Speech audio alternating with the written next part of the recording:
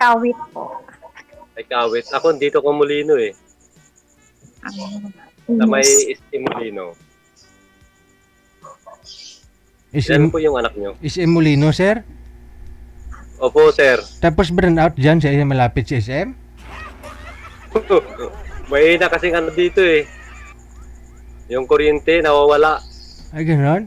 Lugi yung SM nun.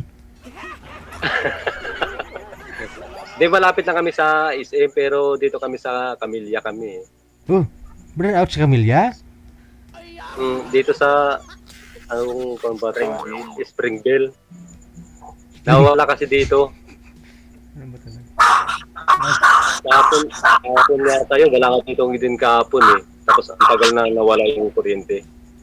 Pati tubig.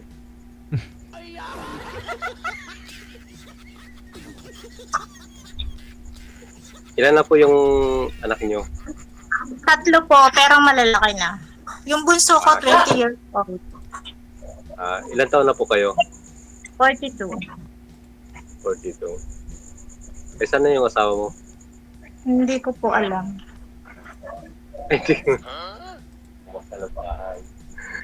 Ako naman, 2 yung anak ko. Kambal. Puro babae. Ibig sabihin siguro ni Sir Ma'am kung saan na yung asawa mo, naghiwalay kayo? Opo.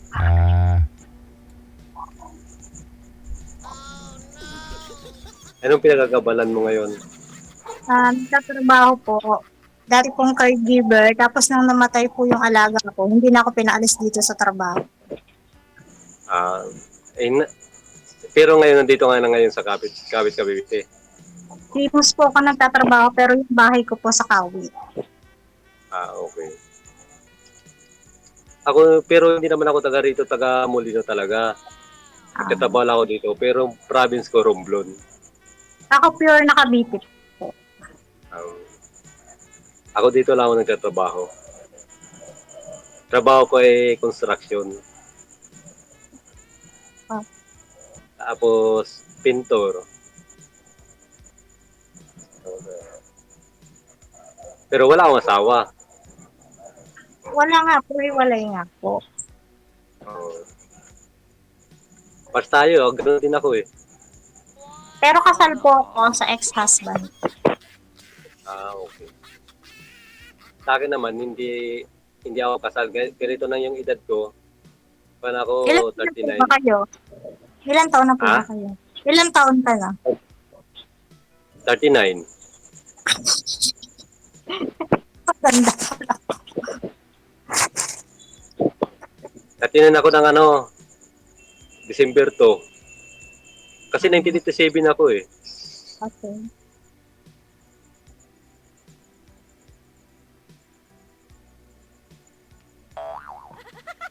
Nasaan po yung mga anak mo? Nandun sa sa ex ko. Pero nagsusuporta din ako doon. Dapat lang. Kaya nga eh, nakakaawa naman yung mga bata, tapos puro pababa yung anak ko. Hindi nakakaawa. Isa pa, responsibilidad mo yun. Kasi sa akin naman yun galing eh. Tama, Ako naman ang gumawa noon. Hindi lang lumabas sa akin, pero ako naman ang gumawa noon. My God. My God, DJ. Bakit? Ano bang hinahanap mo sa isang lalaki? Aba, syempre, yung hindi tamad. Ano na? Yung hindi tamad, masipag. Tama naman yun. Yung talagang, siyempre, yung yung ano ba yan? Responsable. Yun. Yun naman dapat talaga eh. Hindi lang yung porket na ganyan, mag-asawa ka na kahit na ganyan, single mom, tapos mamahalin mo yung magulang. Dapat kailangan pati yung mga anak. Siyempre. Kasi nga, aywan ko nga, ba't ngayon eh, ang dami ng mga ganun, nagsisingle eh. Ganun talaga yung Pero buhay. kung tutusin sana, dapat maging ganun eh. Kaso lang, yung pag porket malayo yung asawa, ganyan, ang dami nangyayari. Mayroon lang konti nagpaparamdam-ramdam eh. Nawawala na. Depende po, hindi naman lahat ganun. Oo nga, pero sa panahon kasi ngayon, kakaiba kasi ngayon ng panahon eh. Ano po ba ang Kahit kakaiba sa na, alam mo kasi, seryoso ka, tapos malayo ka lang, nagtatrabaho ka, hindi mo kasi alam yung iniiwan mo eh. Depende nga po sa tao. O, kaya nga eh. Kaya nga ako, sumali ako dito, sana makakita rin ako ng, ano yun, totoo, yung seryoso. Yung pwede pagkatiwalaan. Kasi ako, malayo kasi ako eh, at saka ganun ako, puro ako trabaho. Eh, hindi ko naman alam kung anong mga pinagagawa eh. Kailangan po kasi tiwala. Oo nga, tiwala nga. Kaso nga, ang daming demonyo. Oo, totoo naman yun. Hindi naman sa ano talaga ha. Ako, nagsasabi lang kasi ako ng ganon. Marami kasi demonyo. Alam mo naman kasi ang babae, madali masabihan lang ganyan-ganyan. Ganon na kaagad. Pati di naman ang lalaki, ng babae lang. Ay, lalaki ganon din. Masyado din marupok. Paras-paras lang tayo. Pero dapat naman talaga hanapin natin yung totoong tao, yung nakakaintindi, talagang seryoso. Katulad sa atin, nagkaroon na tayo ng pamilya. Alam na natin yun, at saka ang tatanda natin, alam na naman natin yun eh. Ay, yung iba kasi, ang iniisip sila, ang basta kung saan sila masaya, parang laro pa rin, gano'n pa rin. Pero yung sa atin ay naranasan natin lahat ng hirap. Siyempre, naiintindihan natin yun. Tama. Yung iba kasi, hindi lang sila naniniwala ng gano'n. Okay, may iba tayo, na. Kung pupuntahan niyo po ang isa't isa, gaano kalayo? May time po ba kayo na magkita? Depende po. Ay, meron, sir. Kasi malapit lang naman siya Kawit, tapos ako dito Molino. Depende na sa yung pag-uusap namin. Depende daw, sabi ni ma'am. Malay mo. Depende saan, ma'am? Depende po sa pag-usap. Kasi po, pag halimbawa, wala na dito sa camp, tapos ayoko po kasi ng bastos. Tsaka hindi rin po kasi ako agad-agad nakikipag-meet. Oo. Tama naman po yun. Tama naman po. Ayaw pinag-ano nyo. ng bastos na ibig sabihin, Yung mag-message ng hindi maganda. okay. Tsaka pangit naman talaga yun. Dapat kasi maging totoo ka talaga nun. Hindi naman na gaganon-ganon ka kagad. Di mo makakilala yung tao tapos gaganyan ka kagad. Hindi naman ganun. Last night, nag-comment po ako dyan yung palabas ng last night. Tapos, nag-message sa akin yung nag-comment din. Napaka-bastos na. Nag-comment po kayo tapos nung makita niya, Message niya po ako. Ano po siya, message request. hindi siya nag-friend request sa'yo, nag-message lang. Opo. Anong message niya sa'yo, ma'am? Napaka-bastos meet daw kami tapos sa hotel. Mag-hotel. Bakit po ba, ba tumantong sa ganung usapan yung Yung first, niya po, chat, ganun na. Ay, ganun? Bastos ah. Opo. Meet, sabi ko, ha? Tapos binala ko na siya. Okay. Pero hindi naman siya nanligaw o nagtatanong sa'yo, sino ka, ganun. Walang tanong. Oh. Kaya tsaka natatakot din ako makipag-meet kasi syempre hindi natin masabi yung panahon. Sige nga po, ma'am, kung maalala mo kung sino yung nag-comment, ma'am, sabihin mo nga kung anong pangalan nun. Tapos kung mamaya, pwede rin siya tumawag dito, magkwento kung dipinsahan niya yung sarili niya eh. Para aware na rin po yung mga babae dyan sa comment section. Anong po pangalan nun? Hindi ko na po natandaan eh. Kasi nung pag-message siya po ng ganun, dinala ko na agad. Hindi ko na siya inano.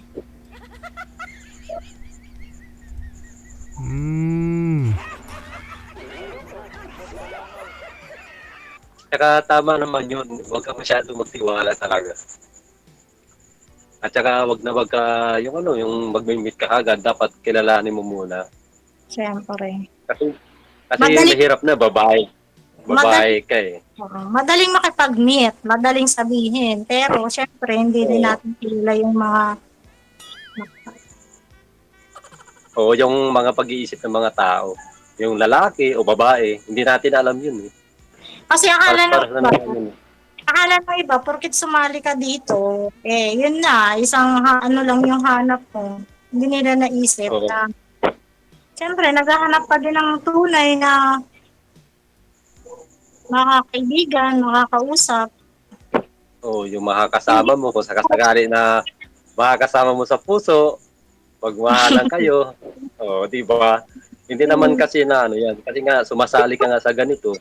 Dahil gusto mo so, nga yung makakasama, di ba? oh. Pero hindi naman ako agad-agad naghahanap ng mapapangasawa kasi may responsibilidad pa ako sa mga anak ko, nagpapaaral ako. Boyfriend lang. Oo naman eh. Pero sa akin kasi, kung tatanggapin naman yun ng, siyempre, yung magkakagusto sa'yo, yung responsibilidad na yun, kung mamahalin ka, siyempre, kailangan mahalin din yung mga bata. Ganun naman yun eh. Oo nga po, kailangan mahalin din. Pero mahirap po i-asa sa iba yung responsibilidad sa mga anak. Oo, kasi yung tatay yata, ma'am, buhay pa naman yata tatay, no? Opo, opo. Pero di mo lang alam where about na. Di mo alam kung saan. Ano yun, may asawa na po ba yan? Wala naman daw po kasi may contact po yung mga anak niya sa kanya. Ah, pero hindi lang Yun Yun lang. po, yun yung hindi ko pinagbabawal sa mga anak ko, yung magkaroon sila ng komunikasyon sa tatay. nagsusupport, hindi. Nagbibigay naman po. Ah, okay.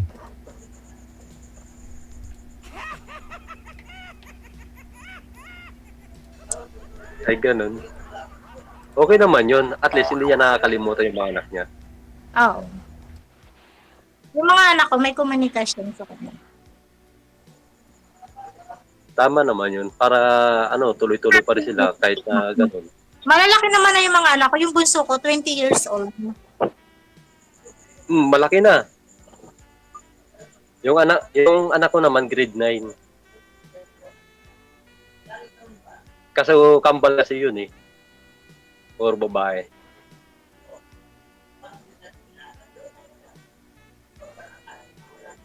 Tapos nasa Bulacan sila, doon sa ano ko, sa ex ko. Tapos may asawa na yung mama nila.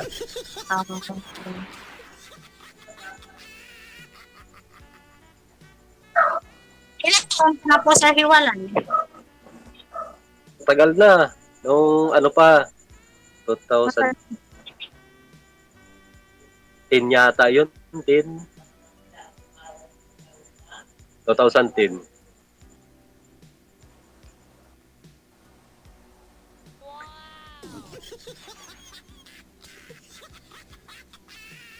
Pati nung ano kami noon, buntis na kami, buntis na yon. Buntis na kayo? Nagkahiwalay kami noon eh. Hindi, buntis na yung ang kan ko. Tapos nagkahiwalay kami. Hmm. Hindi ko yun, bigla lang siya nawala eh. Parang bula na nawala lang siya bigla. Hindi ko alam. Baka naging busy ball, sir. Hindi ko naman alam eh. Basta bigla lang siya nawala noon. Hindi ko tapos hinanap. Ngayon, nakita ko yung kasi yung Facebook nila nung mga bata, tapos yung ex ko, nakita ko, tapos yun, nag-usap kami. Sabi niya sa akin, malalaki na daw yung mga bata, ganyan. Pero ako nagsusuporta ako, ngayon hanggang ngayon. Kasi nga nakita ko, tapos nakita ko rin yung mga anak ko, alam ko naman na sa akin kasi, ang mga mukha kasi ng mga bata, siyempre, Saka yung lukso ng dugo. ha? Yung lukso ng dugo, mararamdaman mo. Oo. Tapos minsan nagkikita kami, nagsisimba kami sa Quiapo. Ayun ang tama. Oo, tapos dinadala ko sila. Doon kami nagkikita. Yung mga anak ko. Para magkakasama na kami. Kasi ang tagal ng panahon na eh. Hindi ko sila nakakasama. Pero ngayon, doon, nagsusuporta ako sa kanila.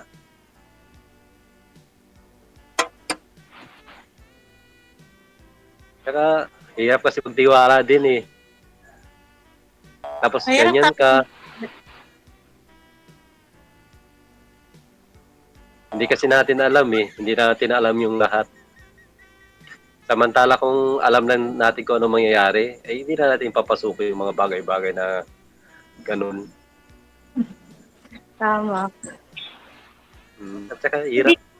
hindi Ako ka naman eh, ito kung hindi ka nagkakamali. na. Kailangan mo munang magkamali bago ka matuto. Oo, kaya nga. Ako, totoo lang, ako nagkakaroon din ako ng girlfriend, pero ganun lang din nangyari. Wala din. Kumbaga eh, buwan lang din, nawala din. Ang sabi ko, nag-ano daw na wala daw sa panahon, ito, nagtatrabaho nga eh.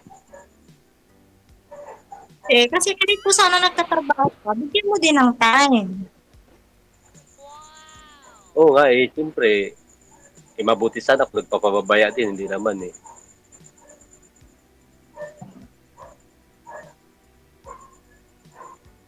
Ang kulang kasi dyan, sana nakakaintindi. Yun lang naman yun eh. Wala namang ginagawang masama. Hindi naman gumagawa ng kung ano-ano. So, kaso lang mga tao nga, hindi natin maano talaga eh. Ganun talaga pag-iisip ng tao eh. Kakaiba din eh.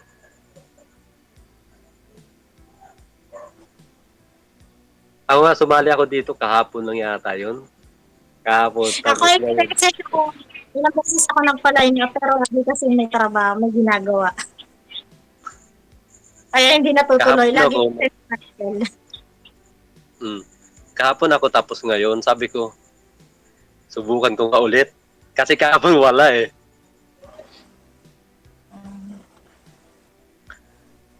Kaya nga, sana, mag-usap tayo ng ano, dito, kahit na wala na dito sa live.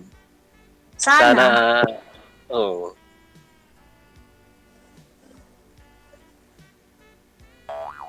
kasi, ang sa akin lang naman kasi, I-remind ko ka, 42 na ako, ikaw 39 pa lang.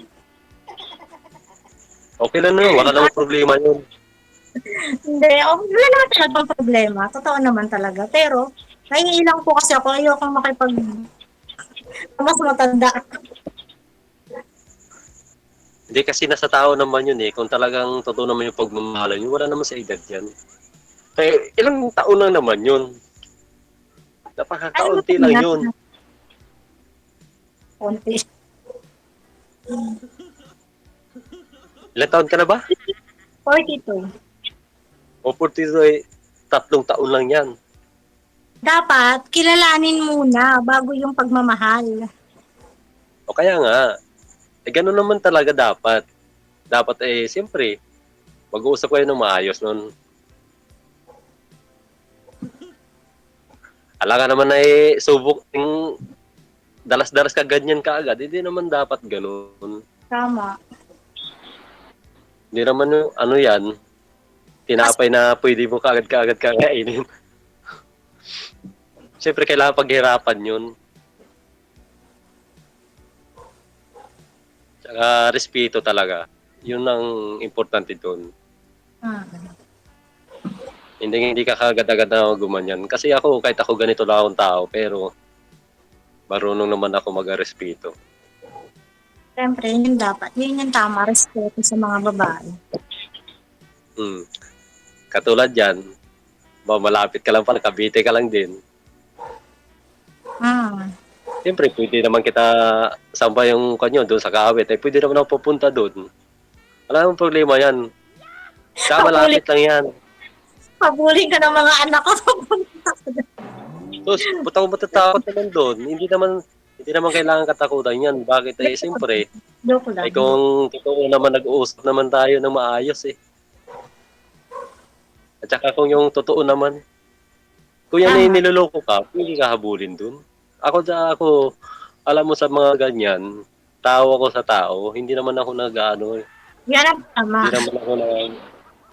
hindi naman ako natatakot sa mga ganun. Kasi nga, kailangan ba, ano yan, eh, ang tatanda na natin eh, kailangan ba tayo maglukuhan pa ba?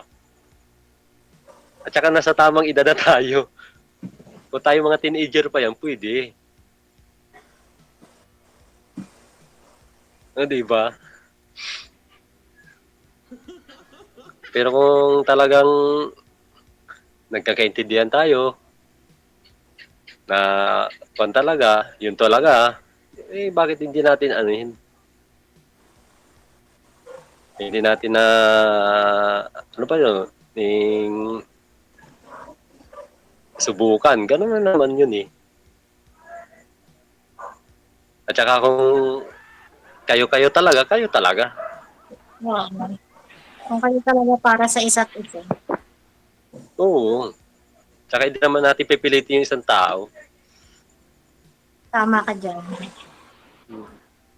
Kung talaga nagkakaintindihan tayo, tapos ay kung yun talaga pinag-uusapan nyo, bakit hindi natin anuhin? Kung okay naman, bakit hindi natin subukan, di ba? Ganun na naman yun eh. Dami mong aso. Ano nangyari? Dami mong aso, ma'am. Sagot na comment na nga.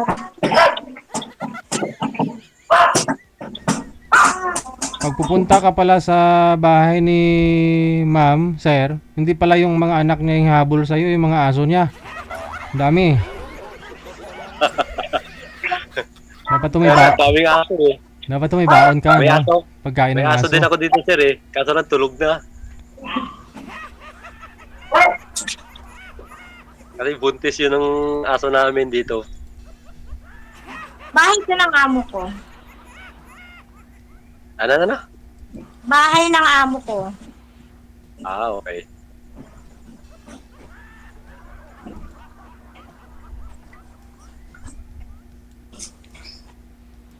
Sana pag wala na tayo dito sa live, sana mag-usap pa rin tayo. Pwede naman pag-usapan. Wala problem. Para magkakaintindihan tayo kung ano ba talaga. Diba?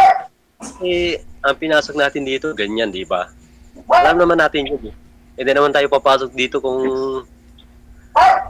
meron tayo may maano na tao, may maapakan tayo. Ganun naman talaga. Kaya nga pumunta tayo dito para sa atin, para tayo ay maging masaya, para meron tayo sakasakali makakasama. Ganun naman yun eh. Basta dyan, wala tayong maapakan ng tao, wala tayong magpapasaktan. Ayoko din kasi makasira ng pamilya. O totoo naman, hindi naman na, kahit ako ayaw ko naman yun. Ako pumasok dito pero wala talaga. Ako, hiwalay naman na ako. Mag-aapat na taon na. Pero kasal na. Yun yung problema. Yun lang. Kaya ako hindi. Eh sa'yo pala may maghahabol eh. Sa akin wala eh.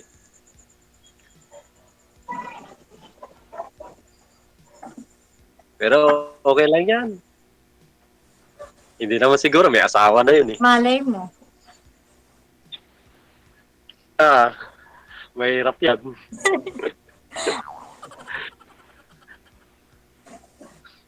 Sana magkakaintindihan tayo. Parang problema. Basta pag-usapan ng maayos. At saka nagpapasalamat na ako kay DJ Jel eh. Na nag-ano kaagad ako, nandiyan kaagad ako ah. Minsan nakakatulugan ko na nanood ako kay DJ. Sa akin naman kasi, noon pa yan, nanonood na ako. Pero hindi ako naggaganyan. Ngayon lang, first time ko talaga. 2 years na ako nakasubaybay kay DJ, pero ngayon lang ako palay na. Kasi ako nahiya ako eh. Lalo ganyan. Ang dami nakakita yan. Alam ko naman yan eh. Siyempre, nahihiya kasi naka-live, nationwide, napapanood ka. Oo. Tapos buong mundo pa yan. Oo, kaya nga. Okay daw. Kaya, kumbaga, nandiyan lahat yung mga tao na, naku, bula lang yan. Puro kalukuhan lang yan. Kitang-kita ko na lahat yan eh. Kaso lang, wala na naman pakialam sa kanila eh. Basta yung buhay natin. Kahit sino pa yung kausap mo, kahit ano pa itsura, kahit ilang taon na yan, taong umarap, tao mo din hanapin. Totoo naman. Kasi, Kahit ano pa yung estado niya sa buhay. oh, basta totoo, Oo. hindi mapagsamantalang tao, Hindi doon naman kasi tayo. hindi naman sukatan ng tsura tsaka yung yaman. Oo, totoo naman. Eh, ikaw, hindi ka naman pangit. Hindi naman ako pangit. Joke. Actually, ako magbuhat ng sariling upuan, di ko sinasabing maganda ako. Oh, ay, totoo naman. Hindi ka naman pangit eh. May tsura ka eh. Totoo naman yun. Wala naman tao na walang itsura eh. Walang nilalangan Diyos na pangit. Lahat Kaya mo. nga. At saka tayo eh, nagpapakatotoo lang naman tayo eh. Kaya hayaan mo sila dyan. Kung anong isipin nila. Okay. So wala na po Wala kayo mga tatanong, ma'am? comment. Wala na po kayo tatanong kay sir? Kung willing, hindi naman po kayo willing na magipagkita? Pag-usapan na lang po pag. Sige. Connected na po kayo. Tuloy-tuloy lang ang usapan. Maraming salamat. Okay po. Thank you, sir. Bye. Sir, thank you po. Good luck. JJ. Thank you po. Kayo na pinag-usapan ng mga basher.